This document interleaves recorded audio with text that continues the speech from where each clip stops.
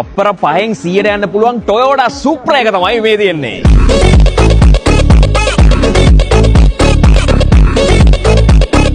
black base එකක් තියෙන headlight cluster එකේ අපිට project lamps 6ක් හම්බ වෙනවා. මේකේ red flashings එක එන්නේ. ඒත් එකම day time running lights උත් හම්බ වෙනවා. I think මම කිව්වා මේක තප්පර 5න් 100ට යන්න පුළුවන් කියලා. ඒකට match වෙන විදිහේ aerodynamic designs මේකේ bumper එකේ වගේම bonnet එකේ වගේම අපිට roof එකේ double bubble roof එකක් විදිහට මේක හම්බ වෙනවා. වාහනේ Z4 එක එහෙම නැත්නම් BMW Z4 එකේ inspire කරලා තමයි design කරලා තියෙන්නේ. මේකේ තියෙන්නේ හරිම පොඩි විස්තර ටිකක් YouTube එකට ගිහිල්ලා Auto Hub Supra කියලා search කරලා මේකේ සම්පූර්ණ වීඩියෝ එක බලන්න පුළුවන්. ඉතින් මේක මෙන්න මේ විදිහට 18 inch wheel එකක් හම්බ වෙනවා. multi spoke wheel එකක් විදිහට හම්බ වෙන්නේ. side skirt එකක් හම්බ වෙනවා black color එකෙන්. මේ විදිහට BMW Z4 එකේ design එකේම side mirror එකක් තමයි අපිට හම්බ වෙන්නේ.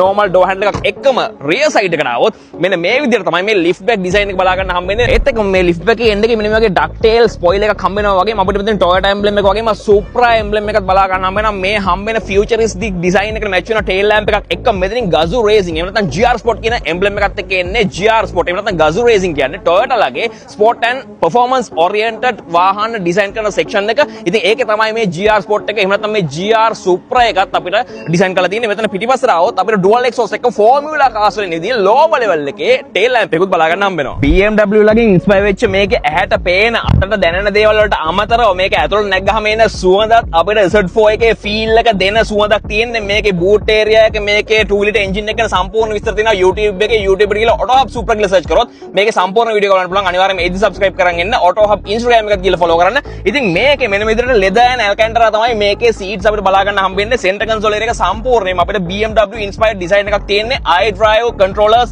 gear shifters එක්කම අපිට මෙතනින් හම්බ වෙන sport mode එක. අපිට මේක මෙන්න මේ විදිහට on කරාම අපේ head up display එක on වෙනවා. අපි sport mode එකට ගියාම අපේ exhaust note එක වෙනස් වෙන විදිය හොඳට feel වෙනවා මේ driving seat එකේ ඉන්නකොට. ඒත් එක්කම මෙන්න මේ විදිහට වාඩි වුණාම අපිට steering wheel එක 3 spoke wheel එකකට හම්බ වෙන්නේ paddle shifters උත් එක්ක.